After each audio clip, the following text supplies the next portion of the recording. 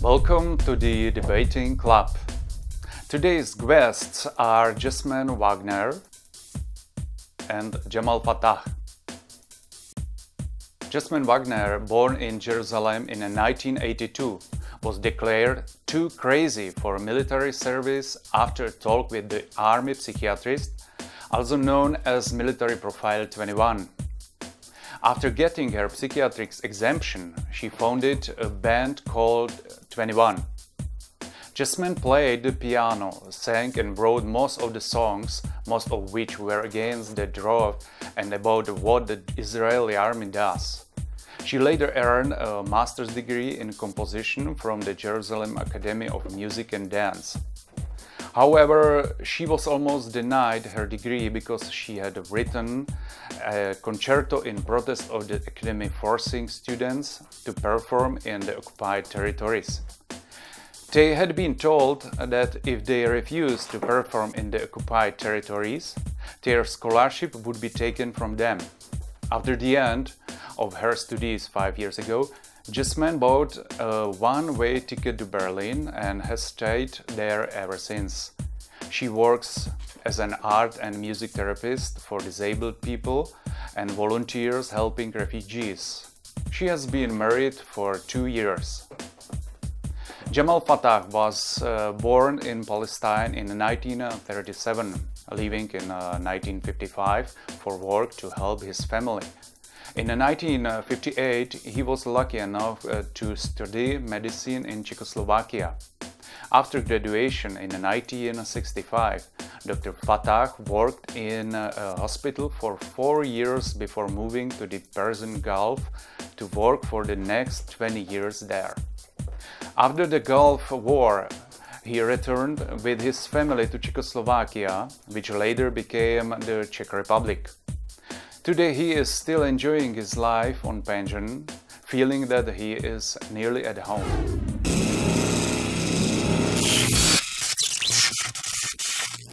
So, Yasmina. Hello, Dr. Jamal. How are you? Yasmina, thank you. I am too happy to see you, and you are welcome in Prague. It's a pleasure to be here. And for me, Prague is the second homeland. I'm too happy here in this country because I have no other. Unfortunately, I lost my country, and this is my country and my homeland for the last 50 years nearly. So for you, you are still too young. Are you? I'm not that young. Are you? Yeah. So, can you tell me something about your life there in Israel? I didn't like it. You don't like it? I didn't like it at the time. Now I can admit. You know... I didn't like being there. Do you know, for me, really, to be frankly open, sometimes it is too hard for me to say Israel instead of Palestine. It's hard for me to say the name of every country. I don't believe in countries as a rule. I don't want to say the Czech Republic. It was Czechoslovakia, now it's the Czech Republic. I can say Prague, but I don't believe in countries. I believe in cities. Oh yeah, but it is not. This is the meaning of when you say about that country or this country. You mean the people, the life, and everything in this country. Mm-hmm. Do you see? For that, for me, always I avoid to say Israel. I don't have anything against the people of Israel, as the Jewish people. I mean, people as the. If I can tell you something from my childhood, do you see? Please do. Yeah. When 48, I was already 9 years old. Yeah, 11 Where years. Did you live? Yeah, I was living in a village which is 16 kilometers nearly from Jaffa. We belonged to Lidda and Ramle. Yeah, and after the war finished in 48, everything I recognize till now, and I remember even very simple things from that time. and the war stopped, so our village was on the borders between what called Israel and the West Bank. The land is in the other side in Israel, most of the land of the village, and the village, then they joined us to Ramallah. And from that time we are part of district of Ramallah. But before we belonged to Lidda and Ramli. And so Ramli and Ramallah. Oh, Ramli and Ramallah, they are the not that name. Much of a difference. Yeah, but that time, even now, unfortunately, first time I came to Palestine in 1971, which was still fresh after 5 days war, 1967. You see, it was still fresh, and the people, it was open, were no borders. Everything is open. You can go anywhere you want to go. It's like in Europe now. Like in Europe now, but later on, they closed the borders, and unfortunately, even the people of the West Bank, they are not allowed to go to the other side. Even they, very, very difficult, only they need something from Israel that he is allowed to go or something. Otherwise, he can't go. Nobody, they can't go. It is difficult, even to Jerusalem. People from Ramallah, so many people from Ramallah, they want to go to pray in Jerusalem. It is not allowed for them. And it's very close. Very close, 16 kilometers. 16 kilometers between Ramallah and Jerusalem, and not allowed for them to go to pray even in Jerusalem, which is for them, it is hard. Yeah. In Europe they protested and they said freedom of movement is everybody's right in every protest here. You see, we here, unfortunately, they are saying about the separate wall or discrimination, and the wall which is built it now, how many kilometers? Around 400 kilometers, 8 meters high. And nobody asks in the world why this wall is there. Nobody. They don't care. All the world don't care. But when I am here, you see, once in a small town, not far from the German borders, Osten-Labem, I think it was, the people themselves, they built a small wall. The gypsy came from Slovakia and was shouting and not clean, and I don't know for what reason. The people came and make a wall, small wall, maybe something, and it was in the Parliament Union, in the European Union, in the Parliament. It was a big fuss. What they are doing in Czech Republic to make a wall, and they were obliged to remove it. But about the wall, which is really wall in Israel, nobody asked for it. It is sad. It is sad. But what we can do?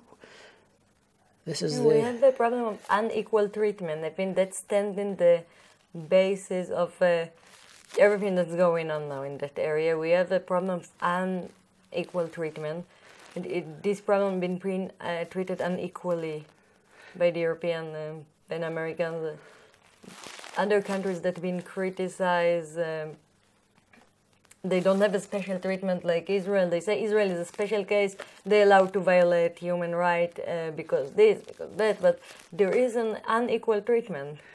Yeah, they get special privileges. Unfortunately, they are saying the only democratic country in the Middle East. But nobody knows that. Pamatujte si, co jste chtěl říct. Já musím upravit mikrofon. Ano. In here. I didn't move. Vlasy in contact. La. Oh, my hair. Yes. And that's a problem with hippies. They have hair. You see? You said about the only democracy in the Middle East. Yes, they are saying. Takže můžeme pokračovat. Yeah. Abyste přestal. Yeah, about the democracy. They are saying that Israel is the only democracy in the Middle East, which is wrong for me, and I heard even from Jewish people that it is not true. There is a big discrimination, not only for the Arabs, even for the Jews themselves, the Jews from the Arab countries, or the Jews from Ethiopia, the black one, or the Flasha, what they call it, and how many times they had demonstrations and so on. And democracy, if the Jew make anything in a demonstration, nothing will happen to him. They take him to the prison or for a few hours and they leave him. But if between them, among them, one of the Arabs from 48 or other, so they keep him in the prison, and there is no... And there are very cruel violence. And sometimes also where Jewish people get hurt, sometimes they spend night in prison, but still there is a totally unequal treatment. Even if you look at the atmosphere I came from of the refusers, if someone refused to go to the army, he get 1 month in prison, and then they ask him again, and he get another month in prison. If a Druzian refused to go, he get 4 months in prison, then they discuss again, then another 4 months. Like, time for being discriminated. There were people that were severely attacked by the police, like Ovadia ben Abraham, for example. But I think there is a word to it, and the word is racism. What stands of the basic of what you just described is racism and level of racism. There are like steps in society according to race. And I think democracy and racism is something that cannot exist together. There is no place for any racism in a democracy. In a country that is so racist, unbelievably racist, it cannot be called a democracy, to my opinion. They are saying, nobody, I don't know, maybe even they know what I'm saying in the European Parliament.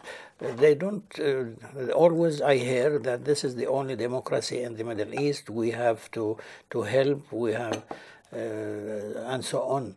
But the people who are living there, they know it as you, whether Jews or the Arabs, they know there is a big difference.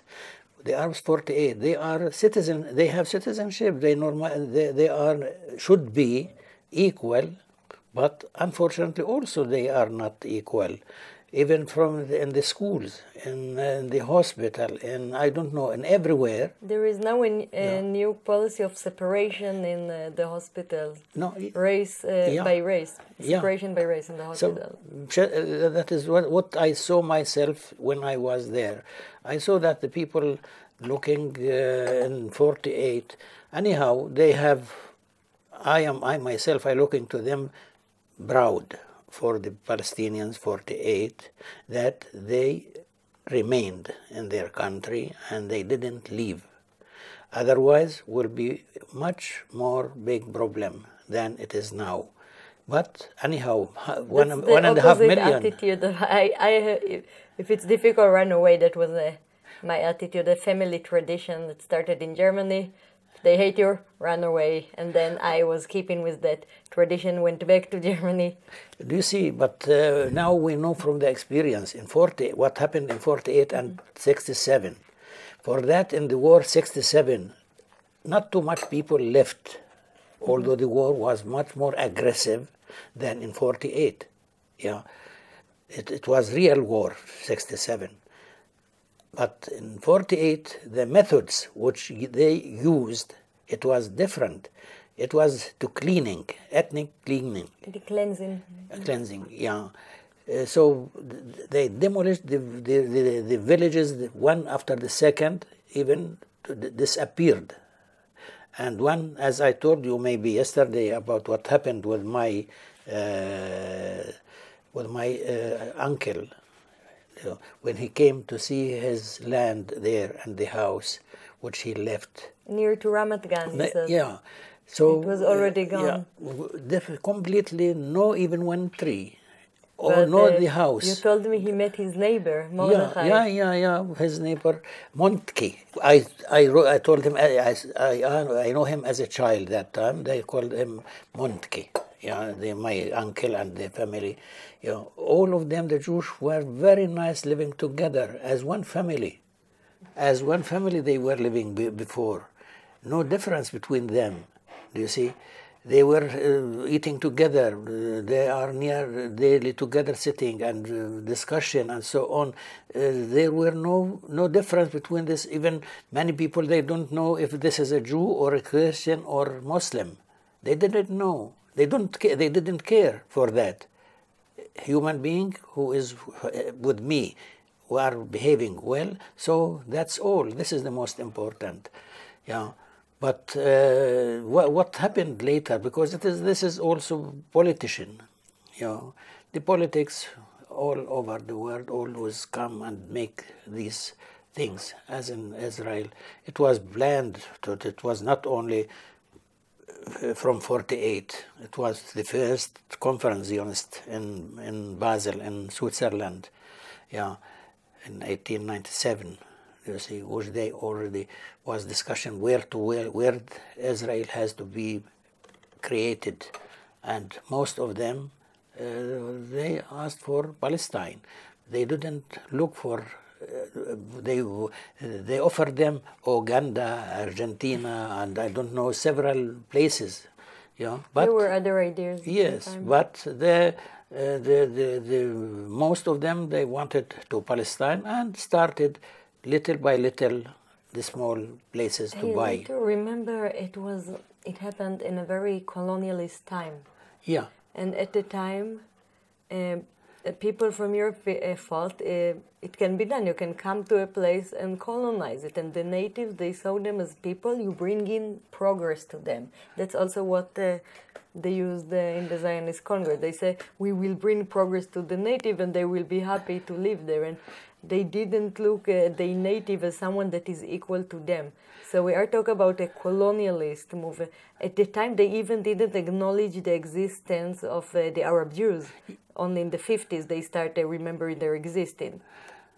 Yeah, so this very is racist, very colonialist. Yeah, colonialist. It is really started like this because they started with small places to buy here. It was already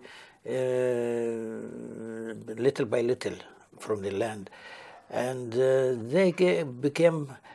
But why? Then the Arabs, as known historically, they themselves the most who helped the Jews, even in Spain, when were tortured and so many against the Jews. Who helped them were the Muslims in Spain, and the same in other countries. So even as I'm saying, as a child, I know they were living near each other. Here is Jew and here a Muslim, and Palestinian. We don't say in Palestine there is nobody was caring for this Muslim or Christian. Now it is different. Everything different. I met a family in Berlin that they're refugees from 48 from Palestine, and they are a Jewish family. They were Jewish people living in Jaffa. Is it Jaffa or Jaffa? Jaffa, yeah. And they were a Jewish family lived there, being deported with everyone else. Because at the time also the Jewish people were deported, which is something that nobody knows. It was amazing for me to find out. At the time, they didn't really, when they talk about Jews, they talk about European Jews. Only in the 50s later, they talk about also other kinds of Jews. But the Zionist movement, it's about European Jews. Also in the ethnic cleansing, they also deported Jewish families. Yeah, that is true. This is I know it. Yeah, well, this is what I said at the beginning, that the discrimination not only with the Arabs, even with the Jews themselves. Yeah. But we don't know. We have always. I think that we, as a Palestinian, we didn't lose the hope for one day to come and to be better, and we hope. It is still too far. It is still too far. As I heard from one of the historians, Jewish, he told me once that in states, now a lot which they didn't understand before about the Palestinian problem, Now it is a little bit different than it was before. So many now, the academic, they boycott the university in Israel. So many, and even in many, it is going slowly, but will take time. As by joke, I'll tell you a small story. Once I was in a microbus in Jerusalem, and I was behind the driver, immediately the first seat. It was before 25 years. And near me was an old man. His age may be his age as I was for me today, but I was 25 years younger. And a soldier came to a young Palestinian and catch him from his neck and throw him on the ground and started with his foot. He kicked him. Yeah, kick him. I said it just only like this. He told me, "What's with you, Hajj?" The Palestinian near me. I said, "I don't know. For me, what this poor made for him to behave with him this way. What he did, what he could." He said, "Oh my God, don't be you. Seems to me that you are new here." I told him, "Yes, I am here for the first time after many years." "Oh, don't be. We see this morning. This is our breakfast, our lunch, our dinner, our nothing. So the whole day we see it. It is for us. The violence is for us is normal on the meal time basis. Yeah. So we don't. I see this different from you. I don't care because it is. I see cars the whole day. But he told me, but remember, here was the Romans. Here was the Turkey, 400 years Turkey. And here was the British. Here was also the Jordanian. All of them where they are today. They are not here. So the same with Israel as a state, not with people. The people, we don't have anything against them. If they are welcome, if they behave with us the same, so why not? The same as every occupying force. Yes, but they don't. Not the people. This is the politic. Only as he was an old, but he was also understood, and I think this is one of the things which we have to think about it always. Many things which I can remember when he said Golda Meir. This is her. She said, came to a land without people, and there was nothing here, and nothing here, was all empty. People who has no land. After they deported everyone, and I came to see, there was no one here. Yeah, so no mainland. No, I want to tell about what you said before, as someone who lived in Jerusalem. Yeah. Until I moved, I lived there all my life. A lot of Jerusalemites, they treated the same way. This is another occupation of Jerusalem. No, the Roman, the Mamluki, and the Ottomanian, the British.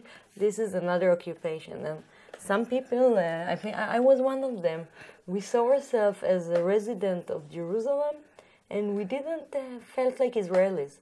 We felt like that we are people of Jerusalem. Just happened to be Israelis. Tomorrow somebody else come, but our connection was with Jerusalem and not with Israel. It was existing, and we saw it as just another occupying force that controlled Jerusalem at this time.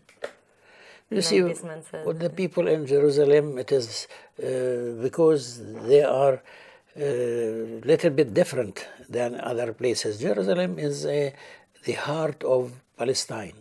Heart of Palestine for everybody, everywhere, all in Palestine, whether it's Christian or the Jew. The center of the world. Yeah. There is this map, this ancient map, that you have every continent in the shape of an egg. Europe, Asia, Africa, and Jerusalem is the center of the world. Yeah, because also Jerusalem in 48, when the resolution of United Nations, they made Jerusalem special status, when they have to they offer it will be an international yes, city. as an international. I would love to be live in an international place. Yeah. Where are you from? I'm from everywhere. I'm from an international city. Yeah, it was. I would love this that. was the resolution from the United Nations. Yeah, but nobody respect, and even Israel, unfortunately, from the first day. It was accepted in the United Nations with one condition that time, in 48, when came to distribute Palestine between Jews and Arabs and so on. It was that Israel agreed for Palestinians to return back home. And now we get into the question for that of it was the right accepted, right to return, and it was the first condition which Israel agreed to do, that all they have the right to return. But so you claim they lied. But unfortunately, they lied about it. They said they do it, and they won't do it. No. It wasn't the first lie, and it wasn't the last lie. Yeah, well, not they lie like they breathe. Yeah. Because why? Do you know why? Because the international view for the Palestine or for the Jews or for Israel is completely different. You see, so for that, because they support Israel. For that, Israel doesn't care for any resolution from United Nations. Even the wall in Hague, you said that they said that it is not that it is illegal. And international law can see this thing as something that is legal. But she didn't. They don't care. They continue and to finish the wall, and they don't listen to anybody for any resolution.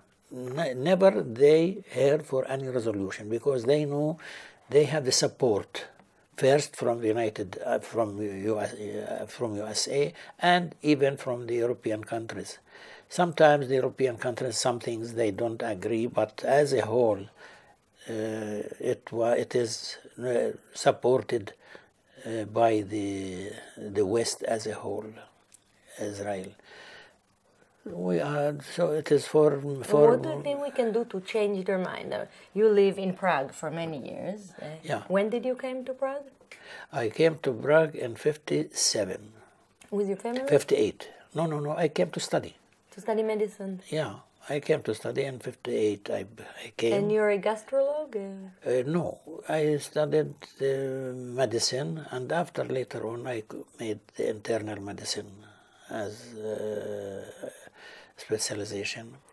And it was for me as big help that I could, because each Palestinian. How did you do it? How did you manage to get to Prague? I came to Prague. I got a scholarship.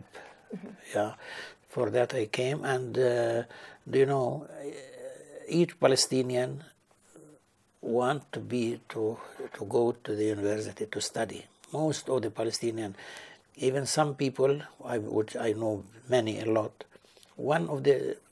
At least one, they have to send him. So the others work and spend money and so on to encourage him to go to study and to finish the people in the family going to work, so there will be money to send someone in the family to the university. To the university, yeah. So it is a lot because they know that without they have to have people which everybody they know.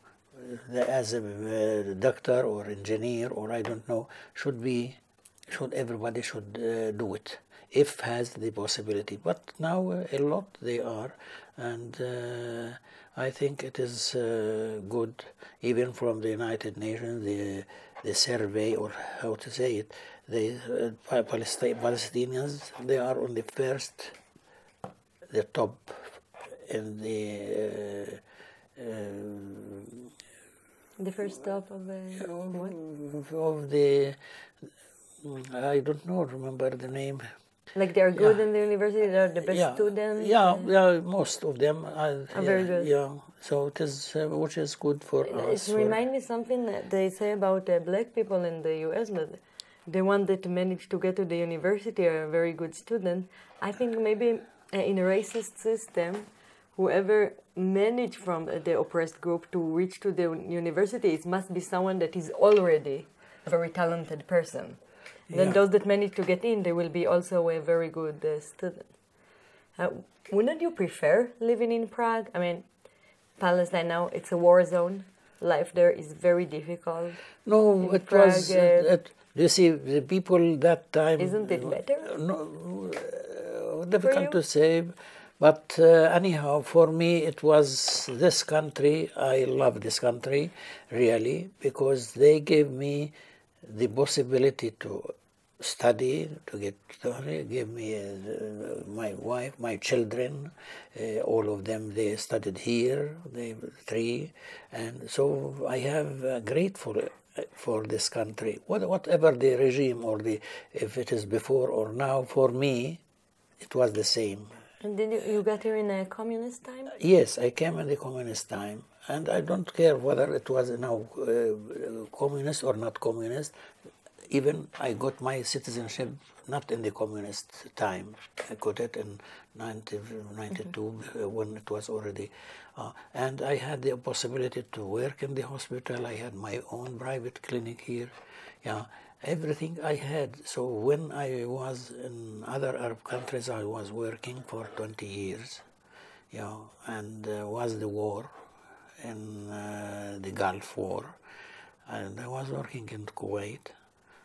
I have, unfortunately, to leave, as so many Palestinians. Very interesting life. Yeah, 400,000 Palestinians, they have to leave Kuwait that time. I have no country where to go. Yes, I had the Jordanian passport, but for me, it is. I don't want to say it is not my country. It was, for me, I was never there, just maybe for a short time. So I have where to go, so I have to go back to Czech Republic. Otherwise, although that I had the national citizenship, I was not. But at the time you didn't have no, Czech I didn't have. yet. No, I didn't have. I started in the hospital, and then they gave me the citizenship, and they gave me everything. So from that, I have the feeling that I am home. This is my second home, but it is my homeland. Were you in anything like a doctor for human rights? Were you like volunteering also as a doctor to help oppressed people? Unfortunately, I was not. Unfortunately, I have not the condition. I have health problems and so on. You're a doctor, you can cure them. Yeah, no, but it was. I encourage each movement. Each movement I encourage to help people everywhere where they are. And they need the help. Yeah. So this is about I don't know if you have something interesting you want to ask me. Yeah, the thing about what you talk about, the need for a homeland. I don't feel that need at all. I don't feel any need to have a homeland. I don't feel any warm feeling toward the place I came from. Quite the opposite, actually. I don't miss it. I never went to visit there, even though all my childhood I lived in Jerusalem, and there were things I like. I loved the old city. And some of the political activities I was very afraid. By some of it I felt fighting for oppressed people is something important. But now I left it. I don't feel I don't miss it no longer, no anything. And I don't feel any special feeling from the place I live in now. I mean, I love the views of Europe, but I don't feel that where the border of Germany is, it's my homeland. And when I cross it, it's suddenly not. Or yeah, because when no nationalistic feeling. In your case it is a little bit different. You see, because you are young, and you came to Jerusalem. Yeah, you born there. Yeah. And you didn't have, because really it is not your homeland, even for your mother.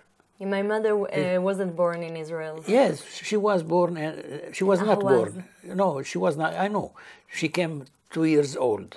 She was 2 years old. So the family came. Even for her, whether she likes or not, she don't have the real feeling of a citizen or this land. I think my mother really liked our home in Jerusalem, that as I told them, I hope you will get there and come visit. My mother and her husband speak perfect Arabic. As I told, the home is one of the few places in historical Palestine that wasn't stolen from Palestinian people. It was important. Also, my grandmother's home in Jerusalem, it was built by her father. He was building it, so both homes, they weren't stolen. It's actually a Jewish settlement. When they came out of the wall of the old city, there are a few neighborhoods like this, so it was important for my mother to live. I think she very attached to this home. She made it a home. Yeah, because she is already as a baby, as a child. She was in this house, and so on, continued, and so on. Yeah, it is. But what about the other people? Do you see, who came to a home which never belonged to them? And when somebody, I remember after 1967, I said, was the borders opened, so many Palestinians were anxious to go to see the homes. And one story, one of my friends, when they left, his mother, they had in Lidda, they are saying Lod, who are saying Lidda. And because they were, when they escaped, she came to the garden near the house to make to put all jewelry in the ground and cover it. And after 1967, as I said, that was opened. You came to look for the jewelry? Yes, they went to their home, and she started to look here and there. And the Jewish lady told her, "I know for what you are looking." The one that now live in the house at the time. No, 1967. In 1967 in the town. Yeah, and she told her, "I know for what you are looking." They found it. Yeah, no, they didn't find. But she didn't say. She said, "No, nothing. I don't looking. I'm just looking around the home." But she was looking for the place. She couldn't see where it is because it changed. You see, after 20 years. Say it was already 20 years. After 1967, it was 48, 19 years nearly. And such these cases a lot, which the Palestinians, when maybe yesterday I told you about this Yemeni, the old lady. And she told them to go away, don't come here. No, but it was already not after 1967, it was a little bit later, already they know. So when they come to the house, and I said, "We don't need anything, we just to have a look." It was the house where just they were to have born. A look too. Yeah, where we born? No, you don't have. Some of them, she was rough with them. She even closed the door. You have nothing. God gave me this house. Yeah, they asked her, "Who gave you this house?" And she told them, "God." God. He gave me this house. And she was from Yemen. Yeah, Arabic Jews. Others were more polite. Others were, I know a story who... Some people, they can get hostile. Yeah. They know this house used to belong to a family, then suddenly this family show up. It can make them hostile. Some it can make them nice. They come and see the house. And I have no intention of giving it back to you, but please come and see the house. Yeah. I know some cases they invited them to go in and they made for them coffee. Yeah. When this story, it was a film from Haifa. He was a teacher, and he was a teacher in Kuwait, and he was from Haifa. He wanted to go to see the house. When they escaped, a baby remained in the house. Their baby? Yeah, their baby, because her husband were out. They left their child and in the house. Started to shoot. And with the microphone, to urge the people. They were prepared already in the sea, the ships, even small and different, just to send them to the sea. And they were disconnected and from with their the microphone for the people, go away or you'll end or you will be killed, and so on, as happened in the Yasin and so on. So the people were shooting everywhere. So escaped. The people went to the sea, and it was already prepared for them, the ships. The Jews prepared for them to go to Lebanon. And they thrown them into the sea. That's what they afraid that the Arab will do to them. They always said, we are afraid the Arab will throw us into the sea. But then you need to ask, who threw who into the sea? Who threw who? This is the who was actually being thrown into the sea? Yeah, that is. And when he didn't return back home, his wife was looking for him. Where is my wife? She went out to see, and she said, so many people going, escaping. So she was with them, and she was not able to return back home. Went to the sea, and the babies remained in the flat. So there is a baby disconnected from his parents small that baby. became refugees. Yeah, and she was... He was adopted by Jewish parents? Yes, adopted. She was, I think she was Polish, the lady. And when they came there to the house, the whole time, the husband, the father of the baby, telling his wife, take care, you have to be polite there. We are just going, we have no right to ask about it. He is not your child now, no more. Or when the real parents came, looking, tried to trace their child. To see, they want to see the child. We adopted her, she's no longer your daughter. Yeah, so when the whole time he's telling her, he was intelligent, he was a teacher. Did they try to hide the fact that the child is Arab? Like they raised her as a Jewish child? Yeah. What I'm saying, that when they went, always told her, we were just want to see our child, just to see. We have no right to ask him to go with us, because he will not recognize us. He knows that his parents are the Jews. It means that he is a Jew. So don't make any problem. Not only houses were taken, also the baby. Children anyhow, it was good they took the baby, because nobody was there and the baby could die. You see, so they took him, and they, of course, behave him as a Jew, and he grown up as a Jew. Was it a boy or a girl? Boy. It was a boy. You said her before. Yeah. Boy. When they came, she told them, look, my son will come in few minutes. At 4 o'clock he will be at home.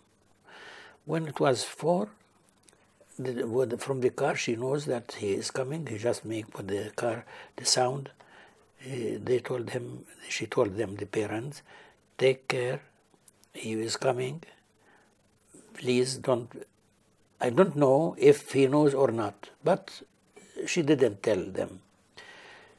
When he came inside, always catch his wife, don't make any problem. Because she wants to go to see her child. He came inside, and he was an officer in the army. Was it a real story, or it was in a movie? Real history, real. But there was a movie about a real story. Yes, it was a movie. Based on a real story. Yes, one from Michel Khalifa. He is Palestinian from 48, made this film. I heard there was a theater play with that story. Maybe different, but different stories. But this is one of the stories, which was a real story. When he came in, she introduced him.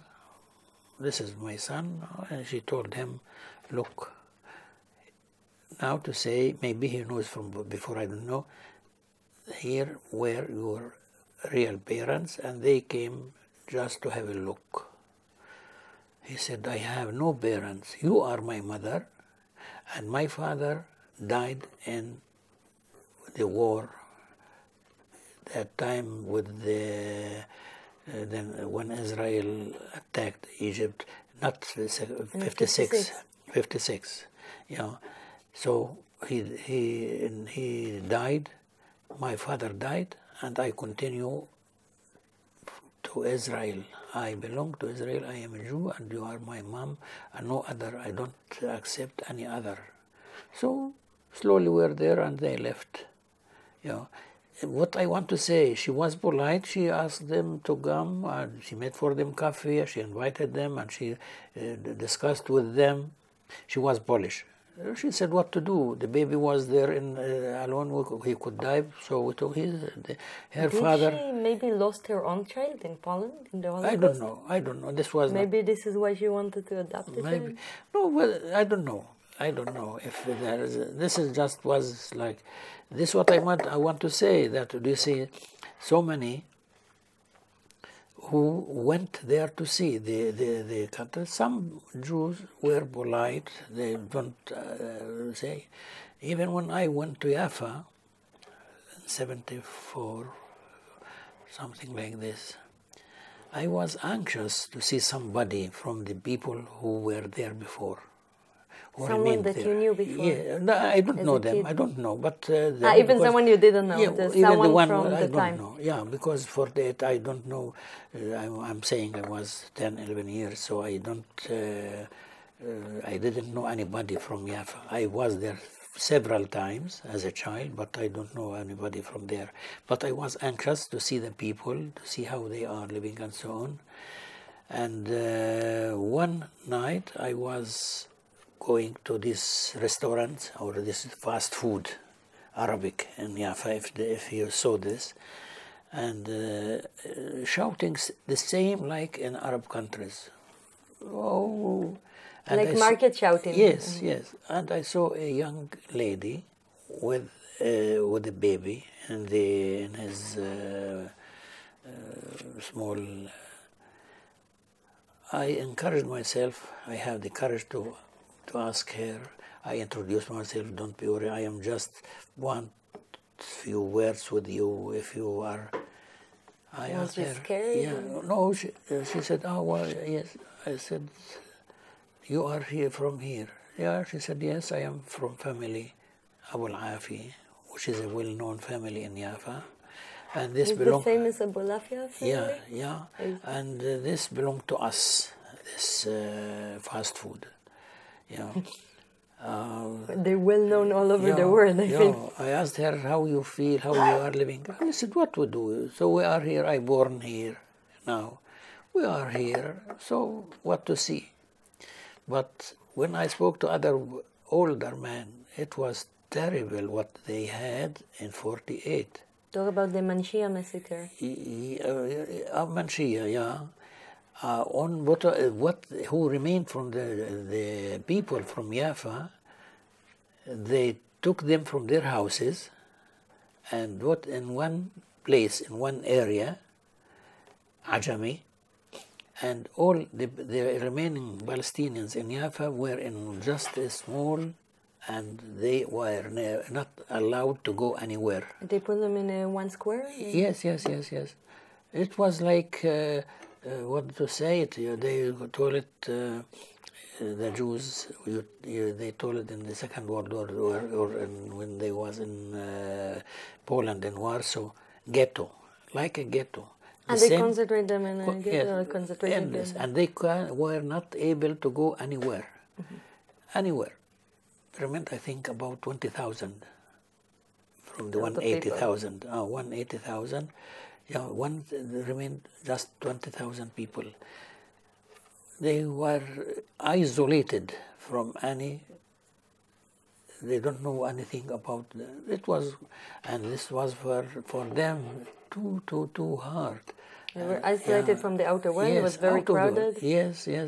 They couldn't go anywhere. They ran, and they are here and see his house there, maybe on half a kilometer or something, not so far from him, and he can't go there.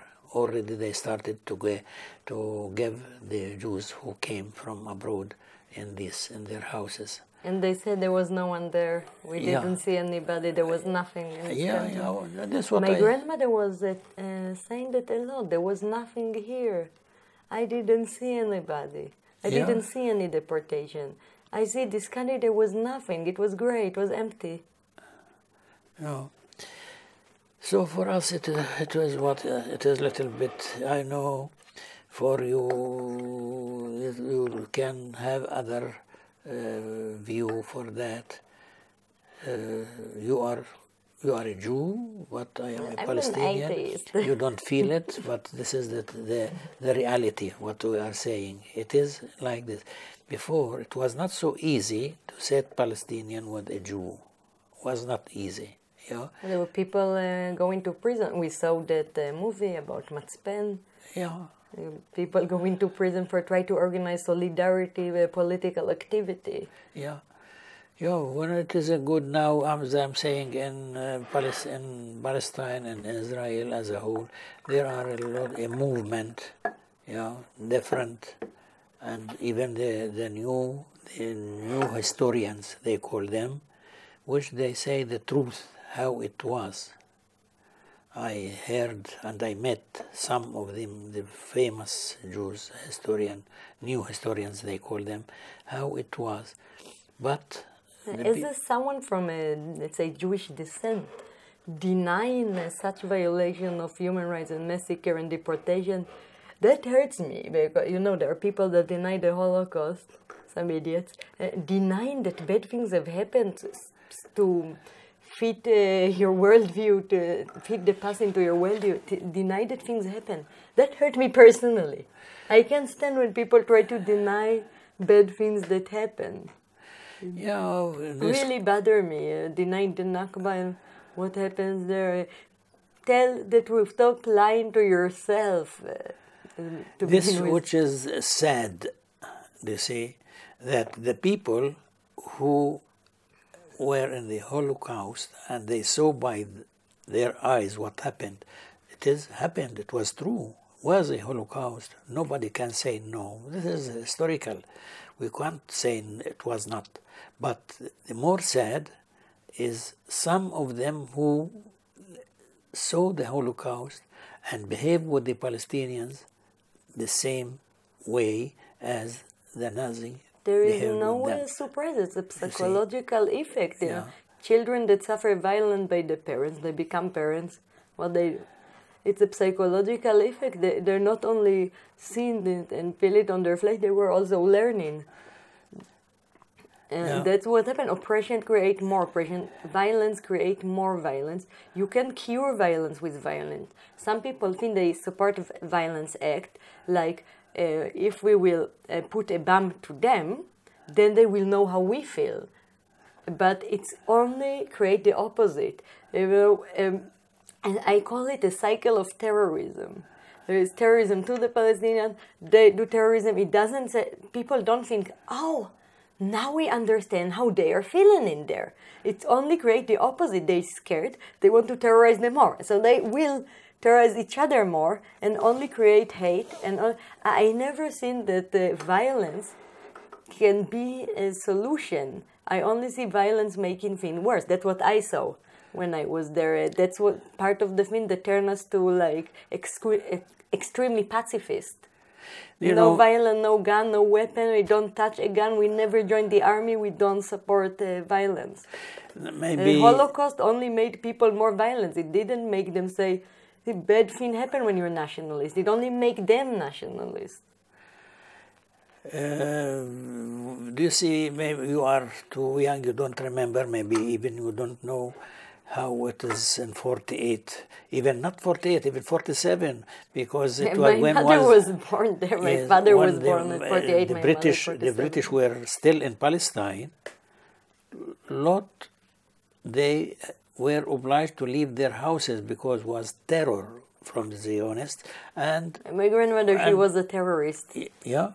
She was in the Haganah. She was in the Haganah. I love saying in Europe, my grandmother was a terrorist. And how many people can say that? Yeah. That their grandmother was a terrorist. You see, because those people, when they came, 48, they well organized, and the British supported them.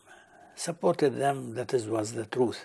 When the Arab had a gun or something like this, he was hanged maybe, or I don't know. But when the Jews, they were already preparing, the British, they supported them to prepare. They had even the civil service, even the army. My grandmother was 4 years in the British Army. Oh. When they were fighting the Nazis, she wanted to help. You said something that you had friends that were in Akko prison. You said something about people that were in Akko prison. In Akka. In Akka, oh, yeah. No, this in Akka, it was, I had my uncle, he was, I don't know which year, at that time I was very small baby, I was a baby. That I don't know what he did, that he was in Akka in the prison for many years. This who has also this land, he was this uncle. We have a song, it's called the Anthem of the Prisoners in Akka, and they talk about the people from the Jewish resistance that were prisoners in Akka prison, but also Palestinians were prisoners. Yes, and with this, they had their own method, the Haganah, and the different, were a lot of these Haganah, Stern, I don't know, so many. Stern was a radical right wing. Yeah. They actually were fighting each other. One of this was Menachem Begin, who was the one who started with this in Deir Yassin and the massacre in Deir Yassin. It was in April 47, still before the independence. I heard that the massacre of Deir Yassin was something that was reported at international level. Yes, at that time it was special. That time, because it was the first, started with this, and for that the Palestinians were, because they killed the people, even the pregnant women were in the street, the children, women, old people were already in the streets dead, and started with this to all everywhere in Palestine with the microphone, with everything. Look what happened in Deir Yassin. They were telling to people, yes, look what happened in Deir Yassin. If you want to save your life, house if you don't want it to happen to you. Yes, you have to leave. And so the people, so many, and you see what they call, I don't know, the honor for the Palestinians. It was the most important thing, is the honor. They were afraid for their daughters, for their wives, and so on, for the women. They were afraid that what will happen to them, what they will do with them. They were worried that the Jews women in the place will get raped? Yeah, and it happens, because it happens a lot. That's one of the facts they really like to deny, that they were rape cases. No. They like to deny. They said there were no rape, nobody was raped ever in the world. No, it was, they raped a lot of Palestinian women and girls. Obviously. And so on. So for their escaped, and one thing, unfortunately, because they don't have any help from anybody, even from the Arabs around that time, even the Arabs around, they told them to leave and you will return back soon. It is just thing of time. In 2 weeks you will be back home. For that, the people went only with what they have on there. They left everything. Had to run away. They left everything. They ran away and left everything. Even in the way when they escaped, what they had, if somebody took with them the golden thing or jewelry, they took it from them. This is if they find they have valuables on them. Yeah. So they say that they took from them everything. So for that, this is one of the Deir Yassin was one of the most important in the history, that for they did it to create fear. Yes. So people will afraid and run away. So that's what they always say. They ran away without a reason. They were afraid for no reason. That's the Zionist propaganda. Yeah, they say they were afraid. They left their country. They didn't need to afraid. We didn't mean them any harm, but for no reason they got afraid. Somebody lied to them, and this is this what fortunately exists in Israel. As I'm saying, the new historians,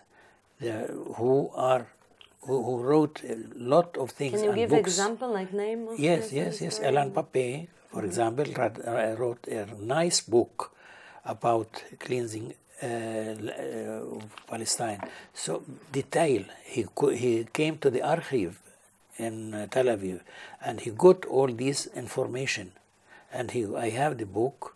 He brought how many?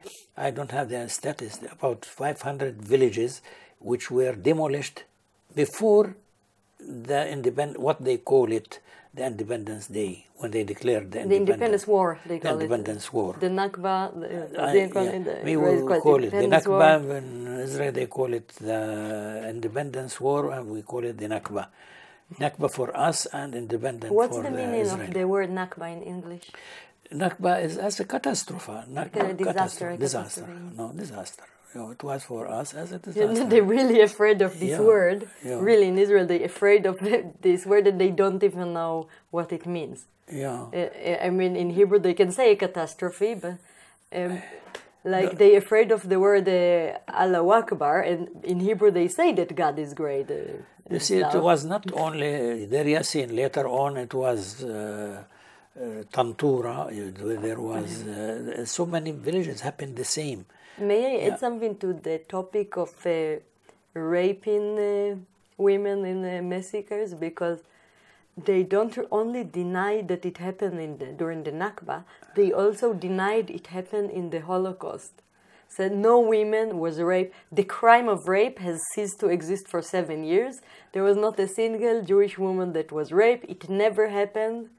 They deny, and I really hate when people deny the Holocaust. It hurt me when they deny it. Also, Bialik was writing about it, about what the Russians did to the Jewish community at the time. And he wrote about that people were blaming the victim when they got raped by the Russian. And some rabbi in Israel, they said that the women, he didn't deny in the Holocaust women got raped. He said that they should have killed themselves before they got raped. He blamed them for not killing themselves. And I find it extremely chauvinist. Yes, in Russia it was. It angered me that they say that a woman thought that she didn't kill herself. Now, I know people that get raped and continue living, and they had things in their life. Their life didn't over. The children, their friends, that they should have killed themselves in order. That really... also, ladies were criticized if they used sex as a means to save their life during the Holocaust. They were criticized. All of us would do it. How would do it if it'd be the only way to save life, or even life of your children. And they were criticized for doing something that all of us would do. And I find it, as a human female, I find it extremely, that one of the things that hurts me, the topic this way, I had to add something to you see, for that, most of the Palestinians saying, so the Jews, they were tortured and were discriminated and so many in Europe, in Russia, everywhere, but not from the Arabs. Why we have to pay if the we Palestinians? Look about Jewish people in Arab countries, for example. Why we have to pay for their Holocaust? Why we have to pay me? Why the Europeans don't pay for that? The other kid hitting him in the class, so he go and he beat up his little sister. He doesn't go and he beat up the kids in the class. They could find the victim to get all the aggression. This is how it works psychologically. Do you know where it was now in the Can I British just Parliament? add something to what you just said about why the Europeans don't need to pay? Because this is the basis of the ideology I somewhat have now. I think we should return to Europe and fight for the right of Jewish people to live everywhere and be in solidarity with the refugees that are coming now, and fight for the right of everyone to live in Europe together. The Zionist movement, it's primitive, it's from the 19th century, it has values that have no place in this century. And to agree that Jewish people don't have a place in Europe just because they're Jews, I found it anti-Semitic. I find it and I think we should all, when they find a house in Sheikh Jarrah that a Jew used to live in, that's considered to them a Jewish house. Even though a family lived them legally, they see it as enough of a reason to kick them out, because this is a Jewish property, belong to the Jews as a group. Why not the house in Poland, in Ukraine, in Germany? There is a house in Germany. You know Jewish people used to live there. Why don't go in there with the IDF, get the people that live there legally today out, said this is a Jewish property. Why don't they do it there? Why in Sheikh Jarrah but not in Germany? Because they agree the Jewish people have no place in Europe. They agree with the anti-Semitic. One of the things that make me angry. I said we should go back to Europe and fight for the right of Jews to live there without any discrimination. Also, all the refugees that are coming, I said we should. I said in Germany we need to take. I live in Germany. I said we need to take 6 million refugees. They killed 6 million Jews, at least, and they killed many more other people, but to begin with, 6 million refugees, that look how many other people they killed, and bring refugees to correct the mistakes of the past, and tell them you are welcome, you have the right to live, there is anyone there. I wanted to add it because it's really, that's the thing I'm working on now, politically. You see, some are saying, as I said before a while, why the Palestinians have to pay for the crimes which was committed by Europeans for the Jews. Because they are there and they're defenseless. At that time, even the it was already planned. The United States, it was forbidden for Jews after the Second World War to emigrate to United States. It was forbidden. It was supported by Ben-Gurion himself. Yeah, they said wanted no. to influence them not to take refugees. It is forbidden to America. It was and now, now somebody saying maybe America doesn't want to encourage or support Israel, but it was the contrary. It was for that obliged the people to go to Palestine. Even if they didn't want to. Even if they didn't want. In Israel, they don't care what you want. They have plans for you, what you should do, to which group they put you in. You know that marriage are impossible between people from different religions, but the government decide what religion do you have. And you have to go to other country to get married, and if you get married with someone from Jordan, you cannot even bring them. Yeah. And, which is like completely insane. I don't know how marriage can function in that way. It's like a complete violation of human rights.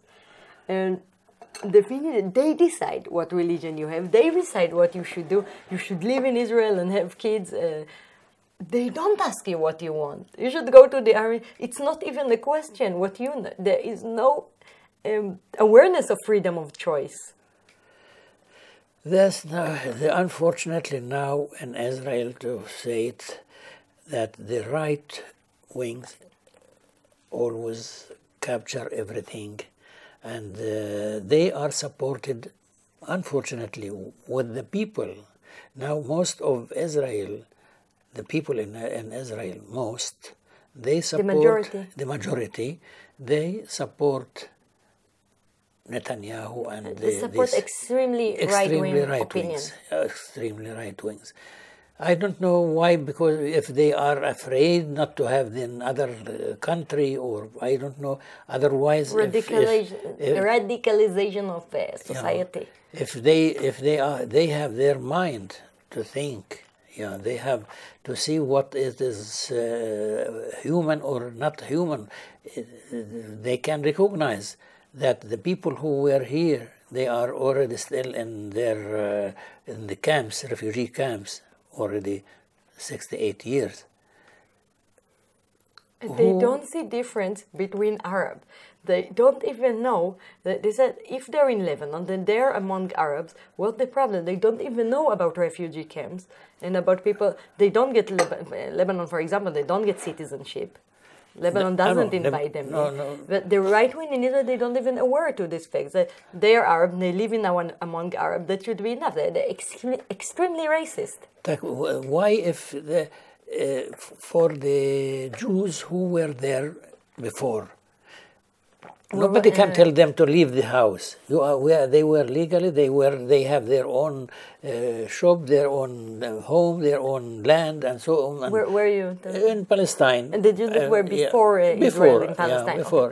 And they were. Nobody can ask them. But how the people? I don't know. It is not human. How they can They believe, maybe it is from religion or what, they believe that this house belongs to them, this land belongs to them, and so on. The Yemenis lady, she said, God, give me this house. But what do you say about incident like the 29 clutches? Yeah, it was because it was a reaction for what the British made, and these groups, the Jewish groups, and they saw already that the immigration to Palestine started to be more and more. So they already were afraid that something will happen to Palestine. So you think the hatred, the fight, it started then? Yes. For that they started, when I know that there are a group in Palestinians that time where they don't have leadership, frankly to say, in Palestine. They don't have that time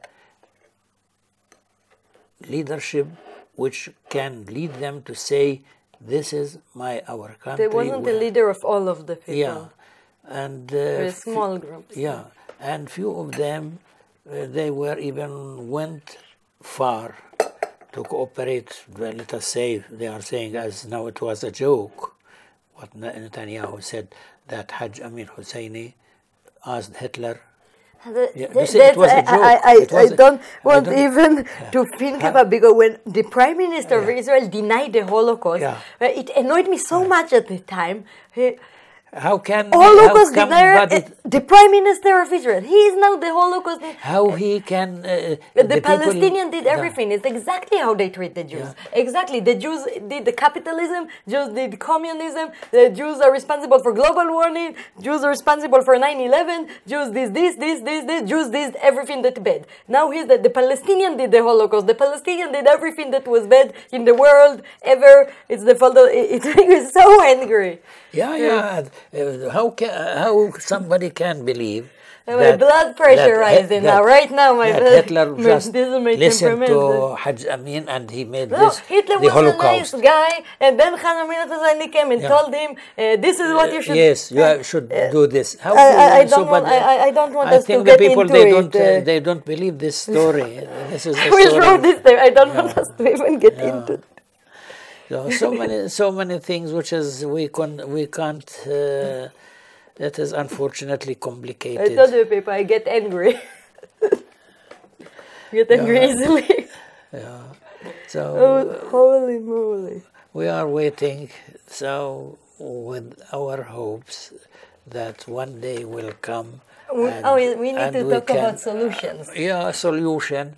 Let's talk about solutions. The solution, if it is up to me, which is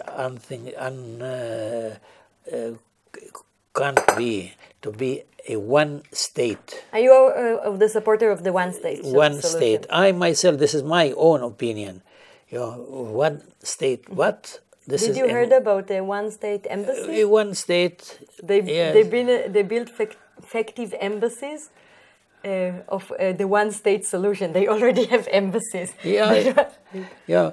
But I know that if it will be one state, for that a lot they encourage two states, because in one state the Jews will not accept dictation from the Palestinians, cooperate with them and so on. So anyhow they will have... You want it, but you don't have hope it's possible to be achieved. Yes, I want it, but I don't believe that could be achieved. Not realistic. Yes, realistic, because as I'm saying, the Jews, they will not accept to leave this or that. But do you see the two-state solution as realistic? Do you think it will be achieved? Nearly, maybe even more realistic too. But I think even now in the current state of Israel, they will ever approve something as a two-state solution? They agreed at the beginning. For that, they started with Oslo. If a prime minister tried, he got shot. Yeah. If he even tries something that is not even similar to two-state solution, he still gets shot. Yeah, because they know they have everything in their hands. So why to agree to have to leave the country or to give something from the country back to their owners? Also, when he see that everybody. All the world encourage, support them, so they will not accede. Just the situation will stay the same. To differentiate between what we want, what we would like to see, yes, and between what realistic. And I think even if it's not realistic, it's also a good thing to talk about what we would like to see. Like, is that we want a one-state solution with the right of return. Even if you don't think it's realistic, it's still, you are like allowed to talk about what you would like to see. I would like to see a one-state solution, right to return, everybody have an equal citizenship. I think... And then we can talk about what realistic... They are afraid, always saying demography, that Palestine will not there is no possibility to accept the 2 million Palestinians back. Like to give the right of return. Yes. It's impossible because of fear of the racism, what they call demography. So they will not, this will be the Palestinians one race more majority. and so on. But for that, you see, because the Palestinians in 48 about 1.5 million, in Gaza about 1.5 million, in West Bank maybe 2 million. Something like this. It means around 5 million people, 6 million people.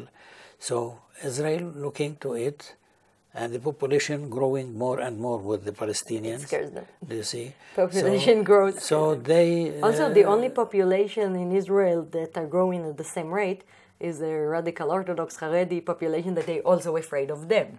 Yeah. That they will force religious law. They influence parliament and they have religious chauvinistic law. The only group that, so this is why they always want to bring more Jews into the country. They encourage what they call aliyah, ascending to the country. Yeah, and this one was had no answer from anybody. Why the right of return for the Jews and not accepted right of return for the Palestinians? Because the Jews were there 2,000 years ago, and the Palestinians were there 70 years ago, which is much more easily to prove. And this 2,000 years ago is a bit of like, how do you even prove it? Which is, that's their answer. It doesn't make sense. Would you like to hear my solution? Yes, I have a solution. Yeah. My solution is intermarriage and interbreeding. That's my solution. If every Palestinian marry an Israeli, like the way they define Palestinian and Israeli, every Palestinian marry an Israeli, the next generation, we have only people that are half Palestinian, half Israelis, have no difference, no racist difference. And then we have one-state solution. They would even pass, I think they would vote for, that generation would vote for the right of return. And I think encourage intermarriage and interbreeding between Arabs and Jews, I think it's a great thing. And this experiment already been done because we had all the Jews coming from Europe. And then they brought a lot of Jewish people from Arab countries. So we had Arab and European in the same country. And the interbreeding results were amazing. Less of heart disease. I mean, as a doctor, you can know less of skin cancer, obviously. A lot of pure European people have a lot of medical problems. Actually, it was improvement of the people, making them better. And I said, interbreeding is the answer. And we should encourage people to make love to each other, that Arabs and Israeli, it's hardly happened. And when it happened, there are brown shirt people, like very radical right-wing protest against it. Why? Because they know this is the future and they're afraid of it. And I think if all of us will get married and encourage the young people, make love with each other, make babies, make a new generation that will bring us peace. That's my solution. It is an interesting solution. Yeah. It is very interesting. I never heard about such idea, but I think if it accepted, maybe it could be a solution, but not so easy. That's also easy. not realistic. Yeah, but we can try to encourage it. We can try to be politically active and encourage it. Oh, they say anyhow, even the Palestinians, they are forbidden to them to go to cross the border. The Israeli can cross the border and make love. Oh, first it is like... Israeli Arabs are when they get married with Palestinian, they have problem. It's something that really infuriates me that the parliament member, the Hava Gal'on, said.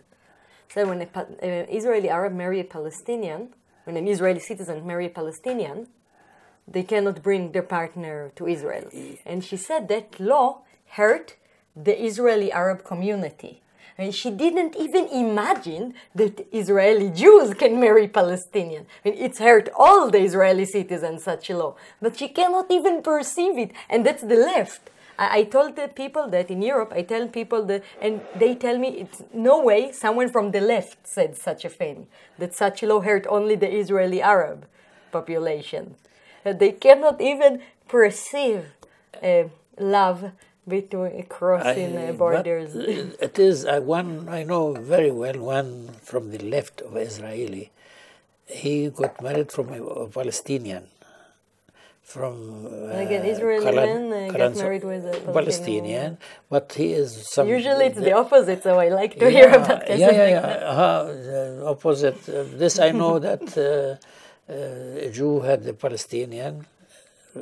Both are very good. They are living now in the States, and he is too courage. This fellow, He's brave. Brave, very brave. He is already started as activist with the Palestinians, and some cases, but these are few, not too much. I know few. I know a few people who are really, personally I know, and they are doing a lot for Palestinians. Yeah, we need to talk about that. What can we do from here? I can say even more than the Palestinians themselves. When I hear... They're really committed to him. Yes, a lecture from one of those people from the left, and they had, or the new historian, Alain Capet, for example, or one Beled, and or his sister. You heard their lectures? Yeah. To say that it is very brave. For example, I don't know what's her name, Beled, her father. Her brother is Michael Beled. He wrote a book, Son of the General. Mm-hmm. Yeah, I saw one of his lectures. Yes. And he was here twice, and even in the States. One of the things what he told me like this, that even in South Africa, a lot who are pro-Palestinian solution. They had apartheid. Yes, because they had the apartheid, and they know how they suffered. So they support the Palestinians because themselves this is what I'm saying. They suffer. It's called solidarity. And about the Jews who suffered from the Holocaust, how they can't.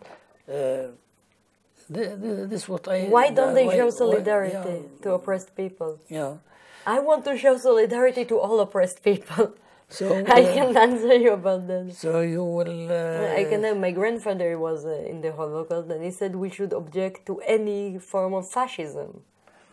Ever. We should show solidarity to every oppressed. We are looking forward for a solution, and your solution could be how you have to do.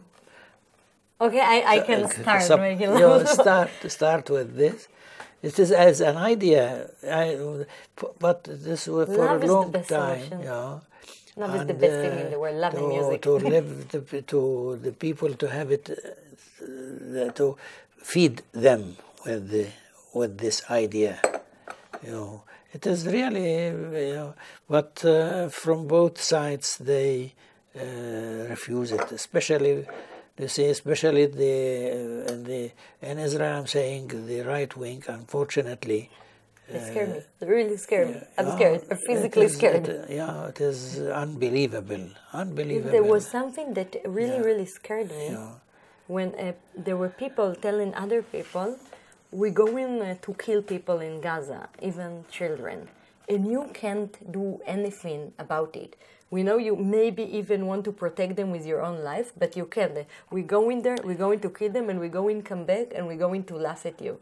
And when I heard such talking, it drives me crazy. It drives me into completely insanity. I was really scared of people that can talk like this. It really...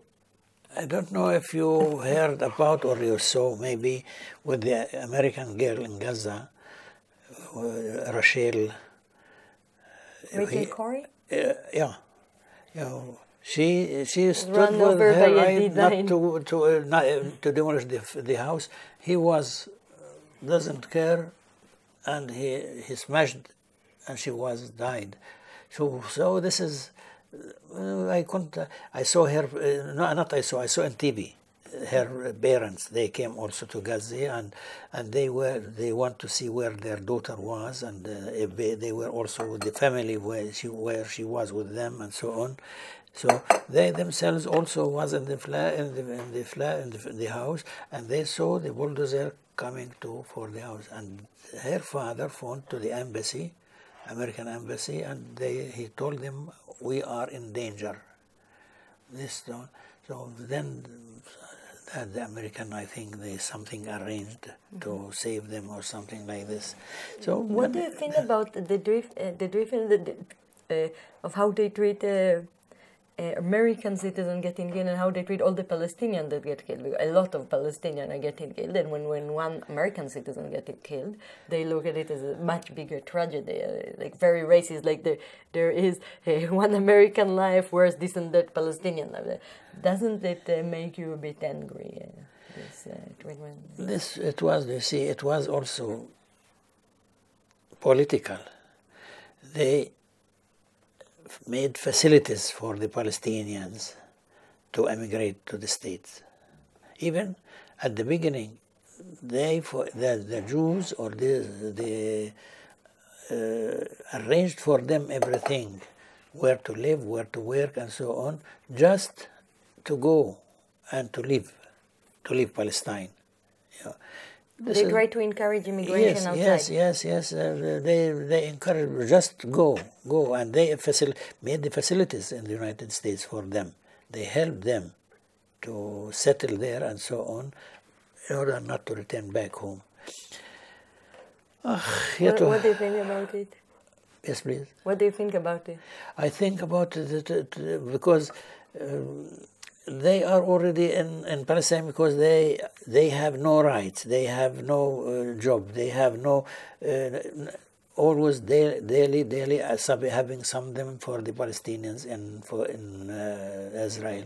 So when they had these facilities, especially the Christians, this is the policy of Israel, to discriminate between them. Of course. Yeah, to help the Not Christians. You see, with so refugees here. Yeah. Some countries, they said, we will take only Christian refugees. Yes. Some European countries, even here was also two families or few families, I don't know. They help them as a Christian. But it is hard. It is hard. I don't know what will happen. We don't know what we are expecting. But I believe that one day will be, whether we like or not, maybe take a long time. I hope you will see it in your lifetime. One of the historians, once we met, after the lecture, we were together, we were for dinner, and he said, look, the situation will not be long. I told him, how you expect? It will not stay this way for long. That will be approximately 10 years. I said, oh my God, as a joke, you as a Jew or Jews, You said before 2,000 years, more than 2,000 years, you returned back to their home. And now, we will be satisfied if we will return back after 50 years, not after 10. We accept after 50 years to return back to our home. Maybe it will take 2,000 years. Palestine, not 2,000. But I believe in one thing, that a change will happen, but not in my generation. Nobody can predict the future. Not we shall wait and see. But will happen. And we need to talk about what can we tell to people here in Europe and the Czech Republic. What can we tell them that they can do for help? Like people here, your friend from Prague, ask you, what can we do to help? Yeah. What will you suggest them? What will they make from their governments? Mm-hmm. From the governments in Europe, to their own government, to their own government. Yes, to tell their own governments about about racism, about discrimination, about all these things which happens in Israel, not to support Israel with this, anyhow, to work have within pressure. Their own country. Yes, to all the European to make pressure on Israel. What would I say as well? Yeah, to make pressure on Israel, to look for the Arabs, to give them the rights, as they themselves want the right. As we are saying, there's a saying, behave with others as you want to behave with you. It was the song we're doing in the show, love your neighbor as yourself. No, it is the same. And we sing it also in Arabic, but in Arabic, they said, love your enemy as yourself. How it was in Arabic? Ado. Ado kanafsi. Yeah. They sing in Arabic, love your enemy as yourself. They took it one step further. Yeah. You enjoyed the show? Yes. You came to the show? Yeah, well, we talked about the song, love your neighbor as yourself, and I said love your neighbor as your cat, because the greatest love is the word love of cats. What do you think about using art as a protest tool, using music? Because they do all the time. I write protest songs, I do theater, I do painting, caricature. Yeah. It is also good. It's also, I think, in Palestine they have also a group just with art. They are saying that you fight not only with the gun, but you can fight also with as was Mahmoud Darwish, with his poet. He defended everything about the land, to love the land, to love the country, to live the people. Non-violence. And as in poet, could be also in art, could be in caricature. It was before Palestinian, well-known Palestinian Naji Al-Ali. Also he had the cartoon, the caricature, how to say it, on the cartoons. So they do a lot of many things can be used, except because we are the weak. The Palestinians, they don't have the technology what Israel has. So they fight at the beginning, which was the first Intifada. It was by the stone only. There's something you pick up from the land. Only the children, they don't have Kalashnikov, or they don't have a gun, or they don't have anything. They were fighting with the stone. For that it was called... what was already there? Children of stones, or something like this. Because when they took it from where and they throw it. That's all. The other side, they have the machine gun. They have now what really scares me is weapons that are remote controlled. It's something that really scares me. Drones, even if you use a gun, you are in the place and you are being in danger. But sitting in the office with click of the mouse, it scares me. Weapon or robots that are fighting, they have no emotion, no compassion. Those things really scares me. Yeah, this is so for some people. when they are, I heard it from many, then when they go to Israel, and the most familiar is to see many with guns on the shoulder in the streets in Jerusalem, on the corner here, the corner there, whether women or men. Very feminist about letting women murder people as well. Yeah, so it is not normal. It is not normal for the people who are going to see around them always as they are afraid from this or afraid to have the feeling to be afraid the whole time, not secure. That's what I told you. I didn't like to live there. I didn't like it. They wanted to create a safe place, and they failed. This place isn't safe. They tried to create a place that helped Jews. They failed. They didn't help the Jews in Argentina. The only time where Jewish people being killed for being Jews in history after the Holocaust, the only time it happened, they didn't help the Jews. They create this place to protect from anti-Semitism. Now they help neo-Nazi group in Ukraine, and they invited the FDU to visit the FDU. They invite them to visit Jerusalem. All their experiment failed. It's unpleasant place. They support the most evil people in the world. I don't want anything to do with them. I don't want to be a part of that country. I never want. I hope that those who like you to be more and more, because then we can be optimistic that a solution in the way to us.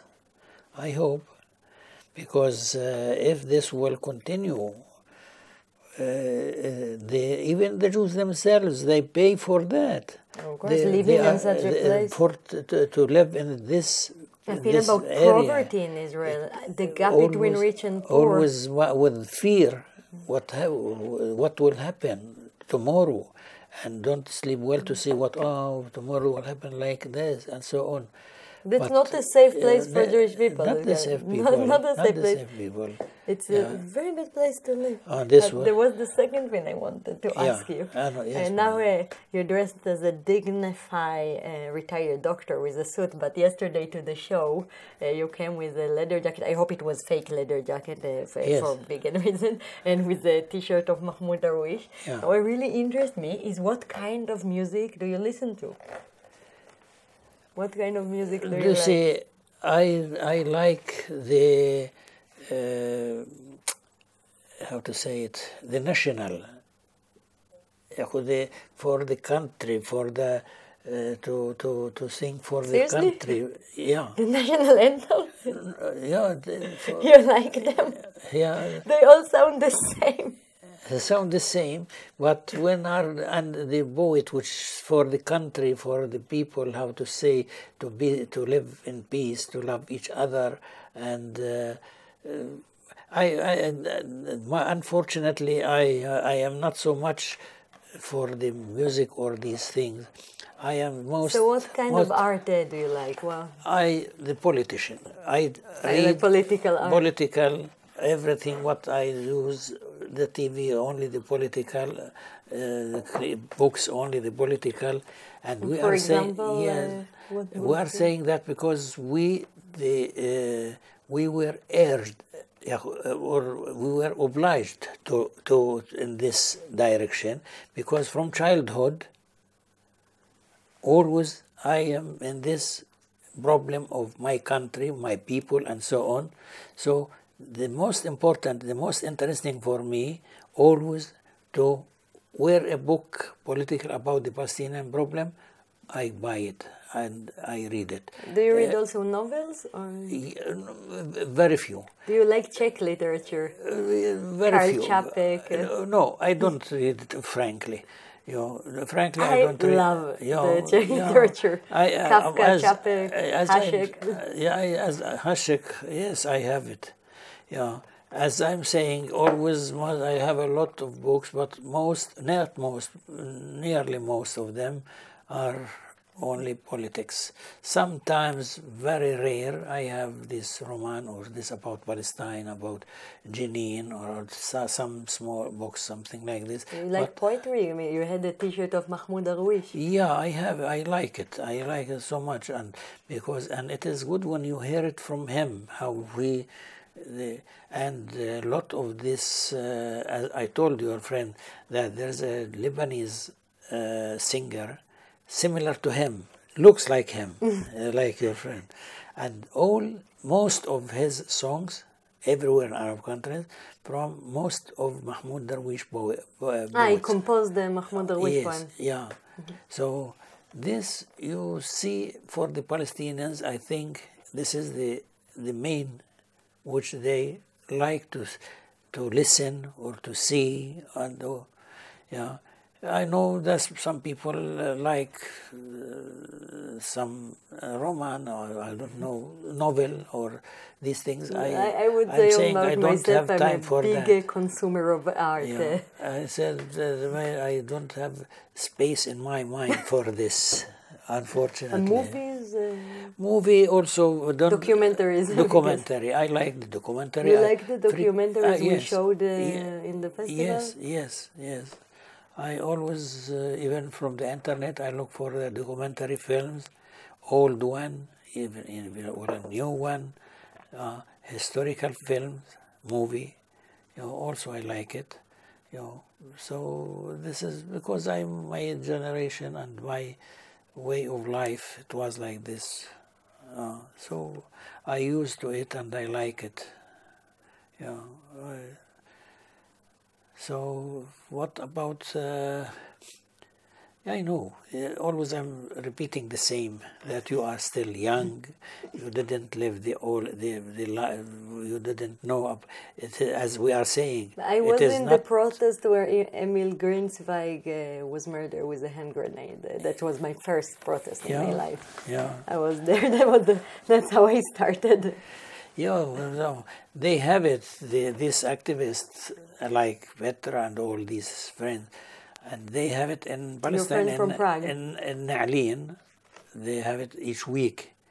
Na'alin and the protest in Na'alin. Yes, every Friday. Protest every Friday, and in Nabi Saleh, and this is the way to my village where I was living. To Nabi Saleh? Yeah, Nabi Saleh. Can I ask you something about those protests? Yeah. Would you prefer to see as many supporters, international and Israeli, come into those protests? Or would you prefer that not so many of them will come in order to not take over the protest? No. What would you like to see? I like to be more and more these activists. I agree with you. I'm from your side about that. To come. And a lot of them, these activists, they come. It is as many just a help. They come to help the Palestinians to take the olives. Yeah, but you see, to help them to collect the harvest. So we want as many. Yeah. Thank you for saying that. Because we always argue about it. I also say I want to see solidarity as many. Yes, is possible. I want to say 10,000 people. For that, I always with them the ISM. I love them so much because they are doing really a lot for our country. Yeah, and also, I'm saying, a lot of of Jews also they are many of them. They are the activists. Between them, when I remember what he wrote, this son of the general, you talk about that in the book. When his granddaughter was this in Jerusalem was killed in a bomb attack, in a terror attack in Jerusalem. Terrorist attack. His granddaughter was killed. You can expect that she will be her mother. Do you see how she was sad, of course, for her daughter, and her uncle, this Michael, which they said, no, this is not the Palestinian killed my daughter. You killed my daughter. You made them do it. Yes, you killed. You killed my daughter, not the Palestinian. The Palestinian because has no way to express for his how to. Really, what she said? Yes, she said like this in a conference. Yeah, I don't like giving any excuses for a violent act unless if it's totally self-defense. Yeah, I would say both of them killed. That's what I would say. Yeah, but you see, because I don't say that he has the right to kill innocent and normal people, but you see, on the other hand, when maybe his mother or his sister or his uncle, or I don't know, were killed. So he has no other. He has nothing to lose, and he has no other way to express for how to do it. But it can create only more violence. I don't agree with them. It will only bring more violence. They do a terror attack, so they do something worse to them. They will do another attack. They will attack. They're like children. Like children. You started. It annoys me. There is no excuse. There is no excuse, but this is what's happening. What's happening. For that, when I see this lady, even for her daughter was killed, or her uncle, the same, and they are activists for Palestine with the Palestinians, and they encourage the Palestinians.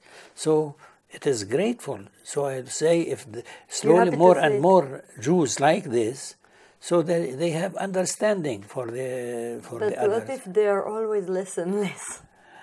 Yeah. Like what we see nowadays, more radical right-wing and less radical left-wing. Yeah, but anyhow, the right-wing still the majority, the right-wing. By far. Yeah, the majority. Yeah, but we have not to lose the hope. Do you think that change should come from inside or from outside? The best will be to be from inside. The best will be to come from inside. This is the logic. Possible? But from outside, because as I'm saying, it will if the people in these countries in Europe to protest for their governments, to not to look always that this democracy is not democracy in Israel. There are other nationality, but it is not explained to them well, unfortunately, because the media in Europe in their hands. So we don't expect in the near future some support more from What Europe. is about the independence media as a countermeasure for the mainstream media that doing a lot of Israeli propaganda? Independence media can... the people have... what we're doing now. I'm saying that... We're doing now in independence media. When here, because it is from one side, they get here, from one side, the information. One-sided. From one side, not from...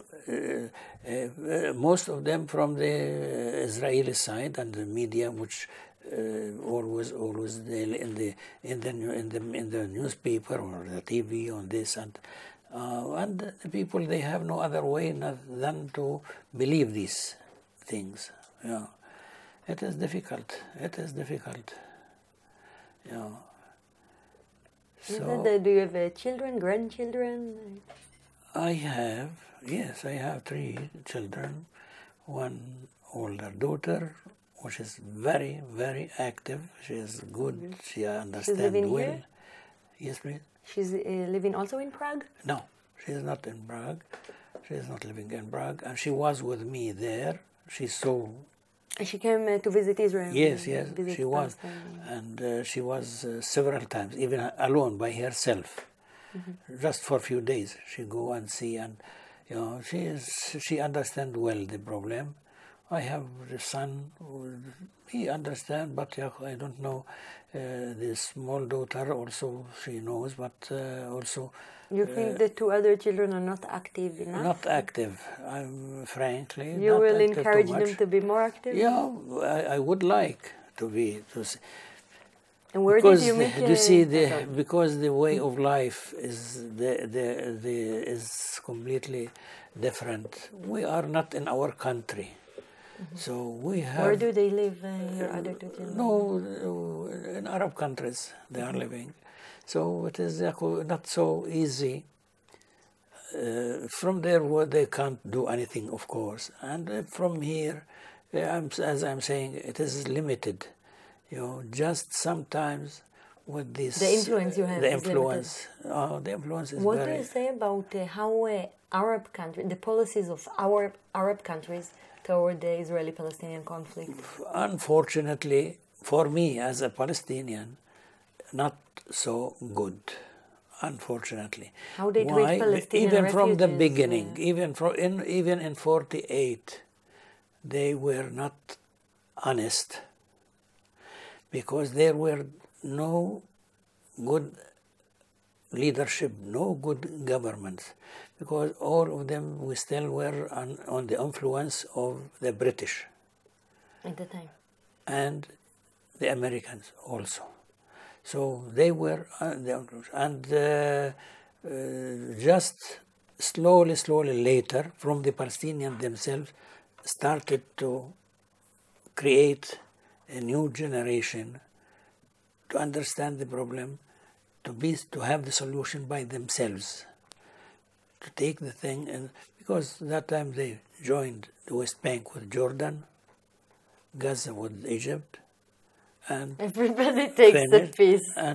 Everybody divided them up. But then later on, I don't know, started a little bit, but it is very slow. Very slow,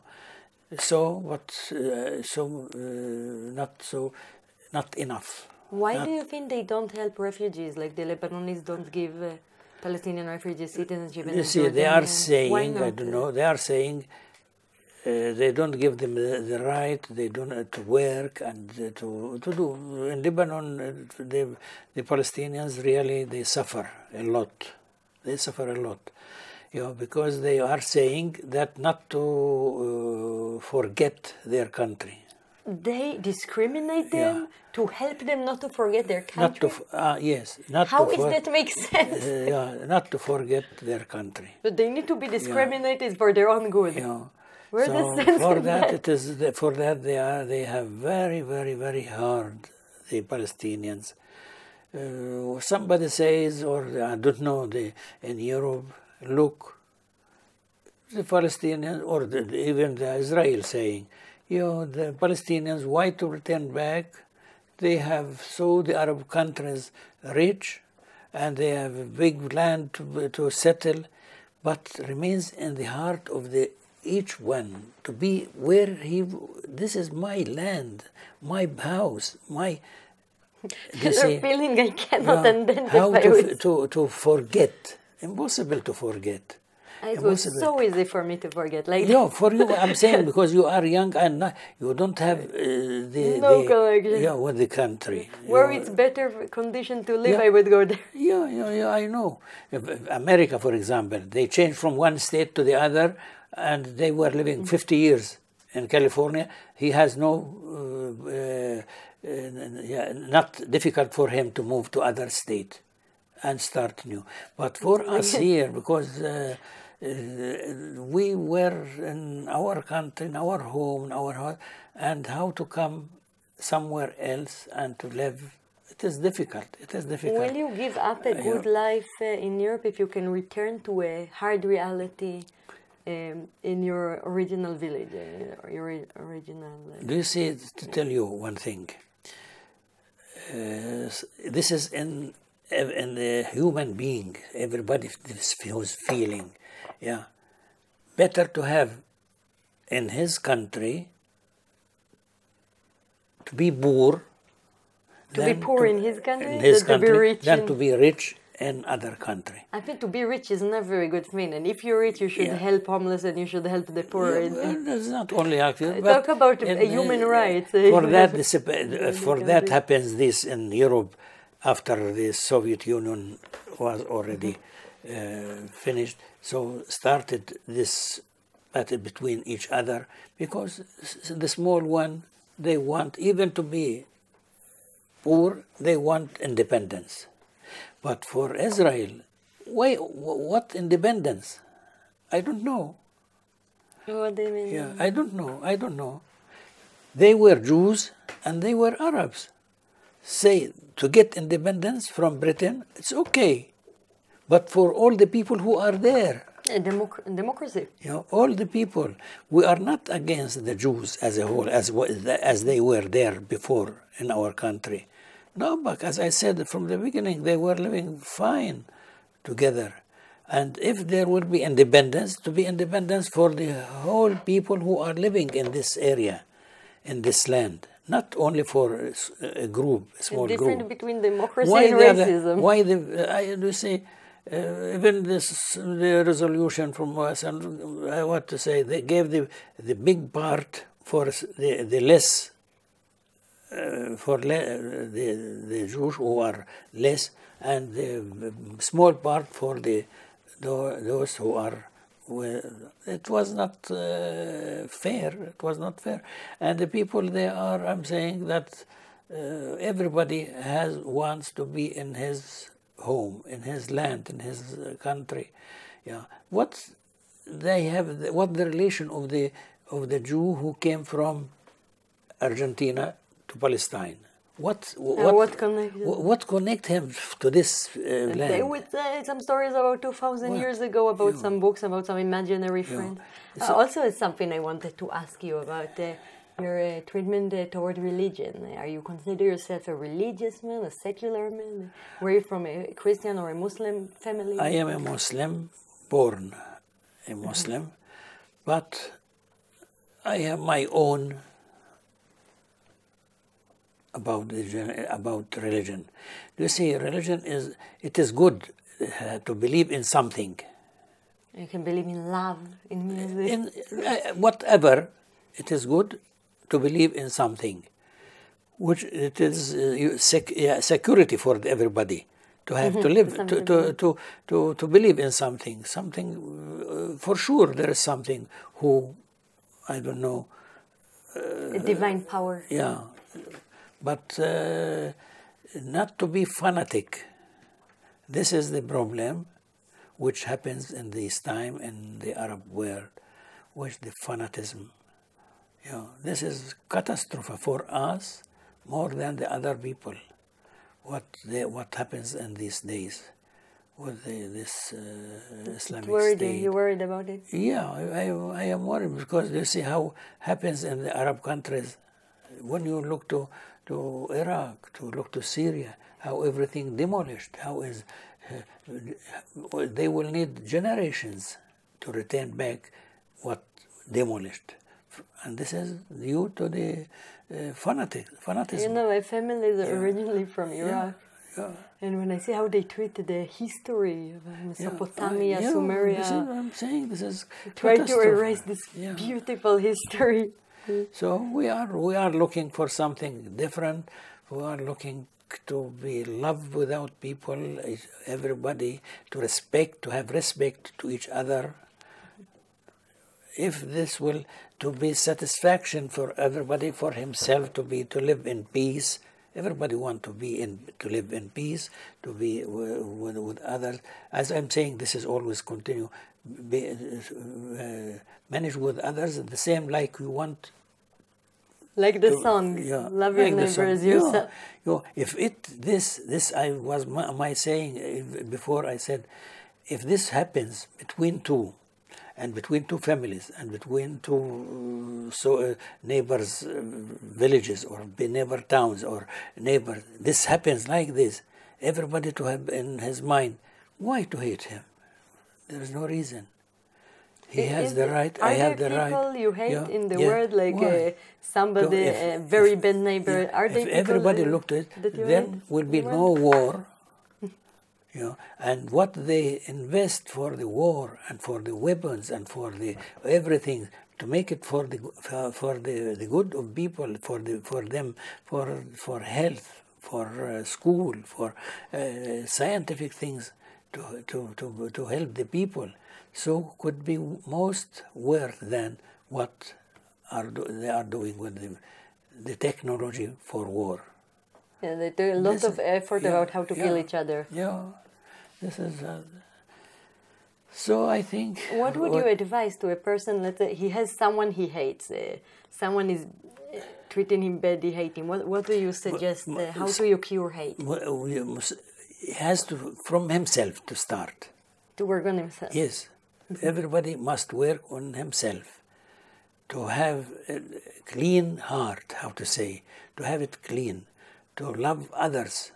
To make for others the good, try. But what of people like Palestinians? They suffer, they've been oppressed. People broke the bones of their children in front of their eyes. How do you suggest them to not hate, I know it is not easy. It is very... for that, these people, I don't agree with them who make the suicide bombs. Who can? You see? You see? But if you just think little, you say, my God, why he is doing this? Why he put in his mind to do, instead of this bomb, to make something better? But it is difficult. Not all people are the same, you know. It needs, and this is also needs to bear. If he more intelligent, it is also important. If he more intelligent, he can think more. His mind to be wide, to think, yeah, I am in a good. So why the other must be also? Don't to hate that you see, or that somebody has so nice. So do to be the same like him, not to do against him. Do what you can to be the same. Compare with good things. Yeah. You're a man of peace. Yeah. So for that if we go ahead with these opinions, we hope that we can reach to a solution. I'm saying, love others the same like you want to be loved from them. Yeah. This is a wonderful message. Yeah. So this will be, May I ask you, how did you meet your wife? When did you get married? In the university. She was a student? Yeah. She was in medicine. And she was also is she also a doctor? Yes. Oh, so you were two doctors married? Yeah. They say when I started with medicine, of course, when I came here, I didn't understand Czech, so I have to go to study the language first for 1 year, but I couldn't study the whole year, maybe 2-3 months only. I came too late to join the course, and in between I was sick because I came different, the climate different, the food different, and so on. It was not so easy for me that time. I immigrated to Europe as well. It's not easy. It was easy. I love warm climate. But later on, slowly, and we were together in the university, and from the first year, we didn't get married. We were together, living and so on, studying and so on. But we married when we finished. Studies. When we finished study, I said, now I can get married, but before I have no possibility as a student. It is a secular way of life. You were living as a couple without being married. A lot they get during the study and so on, but I had it later, and I had 3 children. And your wife is a Czech? Yes, Czech. Good, it's intermarriage. Yeah. So you already implement my solution. Yeah. Implement your solution. So we'll see why. So we'll start with this your solution. You already started. Yes, you have 3 children. I accepted, and I am with. So. Would you get any criticism from the family for married and non-Arab? No. From me, my family, no. I have no. That's wonderful. No, I didn't. So this is. You see, when already here for these years all, but in between I was abroad. I was not here the whole time. You said you were in Kuwait. Yes, I was. I worked for 20 years, and after the Gulf War, because I have no homeland. So I was my homeland here because I had already the children in the high school. Your wife came with you to Kuwait? Yes, of course. We were together in How Kuwait. does she feel come from Czech to Kuwait? They're not so difficult because everybody can accept when he has good, as you are saying, around him. So enjoy and this is the life. When I don't know what now you will leave, and I hope that you leave with a good impression about this country. And I already have good impression of the literature of this country. Yeah, and to come back again. I would love to. It's nearby. Yeah, it is near. No, maybe we meet in Germany. I want to visit with my husband. Yeah. I want to show him Prague. He's never been in Prague. It's 2 meters, but he never been. Yeah.